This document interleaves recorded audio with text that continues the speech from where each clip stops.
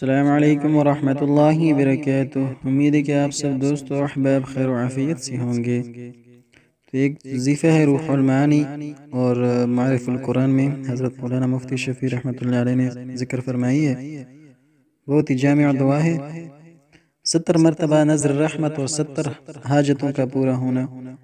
حضرت ابو ایوب انصاری رضی اللہ تعالیٰ عنہ کی حدیث میں ہے، رسول اللہ صلی اللہ علیہ وسلم نے ارشاد فرمایا کہ جو شخص ہر فرض نماز کے بعد آیت الکرسی اور آیت بالا یعنی بسم اللہ الرحمن الرحیم شہد اللہ انہ لا الہ الا هو والملائکۃ واولو العلم قائما بالقسط لا الہ الا هو العزیز الحکیم، اور اس کے بعد قل اللہم مالک الملک تؤتی الملک ما تشاء وتنزع الملک مما تشاء وتعز ما تشاء وتذل ما تشاء بيدك الخير إنك على كل شيء قدير تولج الليل في النهار وتولج النهار في الليل وتخرج الحي من الميت وتخرج الميت من الحي وترزق ما تشاء بغیر حساب۔ پڑھا کرے تو اللہ تعالیٰ اس کے سب گناہ معاف فرمائیں گے اور جنت میں جگہ دیں گے، اور اس کی 70 حاجتیں پوری فرمائیں گے، جن میں سے کم حاجت اس کی مغفرت ہے۔ امام بغوی رحمۃ اللہ علیہ نے اپنی سند کے ساتھ یہ الفاظ بھی نقل فرمائے ہیں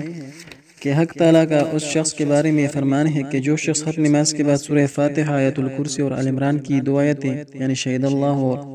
آخر تک یعنی قل اللہ مالک الملک جو آیتیں گزری ہیں بغیر حساب تک پڑھے گا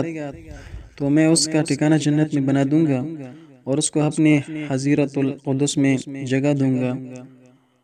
اور ہر روز اس کی طرف 70 مرتبہ نظر رحمت کروں گا اور اس کی 70 حاجتیں پوری کر دوں گا، اور ہر حاسد اور دشمن سے پناہ دوں گا اور ان پر اس کو غالب رکھوں گا۔ تو حدیث شریف میں بھی ہے اور معرف القرآن اور روح المعانی میں بھی اس کا ذکر کیا گیا ہے۔ تو بہت ہی جامع دعا ہے، 3 سے 4 منٹ میں لگتے ہیں اس کے اوپر،